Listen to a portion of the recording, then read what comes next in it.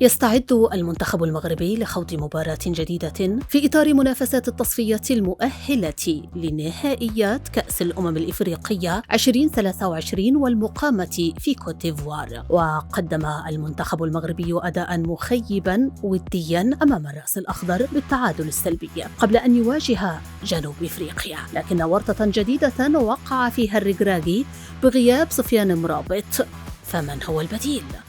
يستعد المنتخب المغربي للعودة من جديد للظهور أمام الجماهير بعد ظهور مخيب للآمال أمام منتخب الرأس الأخضر في مباراة ودية مع بداية فترة التوقف الحالية. المنتخب المغربي تعادل سلبيا مع الرأس الأخضر بعد أداء غير متوازن ومرتبك دون نجاح في تحقيق خطورة على مرمى الخصم أو هز شباكه. ويدخل المنتخب المغربي مباراة جنوب إفريقيا في تصفيات كأس الأمم الإفريقية 2023 بحثاً عن الفوز وضمان صدارة المجموعة بعد التأهل رسمياً إلى نهائية البطولة. النجم المغربي سفيان مرابط لاعب وسط فيورنتينا الإيطالي لن يتواجد في تشكيل أسود الأطلس خلال مواجهة جنوب إفريقيا بعدما رحل عن المعسكر خلال الساعات الماضية. مرابط لديه مهمة أخرى في الوقت الحالي، وهي حسم مستقبله في ظل رغبته في الرحيل عن النادي مع اهتمام العديد من الأندية بالاستفادة من خدماته. رغم الورطة التي وقع فيها وليد الركراكي بغياب أحد أعمدة المنتخب المغربي سفيان مرابط، إلا أنه يملك بعض البدائل المميزة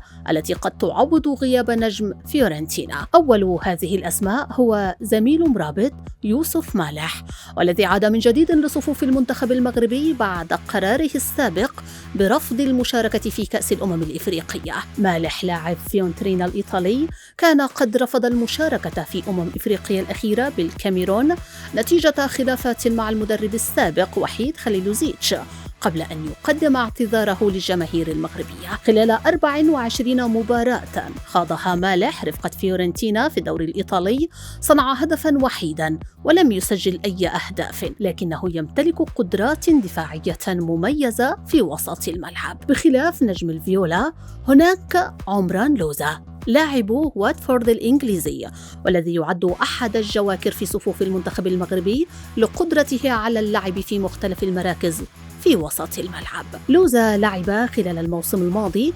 21 مباراة رفقة نادي واتفورد، وساهم في 9 أهداف بين التسجيل والصناعة، وكان أحد العناصر المختارة مع المنتخب المغربي في العديد من المناسبات، وسجل في 12 مباراة دولية هدفين وصنع آخر. الحل الثالث أمام الركراكي هو الأقرب، وهو عبد الحميد الصبيري، والذي يعرفه الركراكي جيداً كونه كان أحد خياراته في النسخة الأخيرة من بطولة كأس العالم. الصبيري لديه القدرة على التواجد في مختلف المراكز، كذلك في وسط الملعب، وأظهر قدرات كبيرة خلال مشاركته الأخيرة في المونديال رفقة المنتخب المغربي، كما سجل في الودية الأخيرة بين المغرب والبرازيل.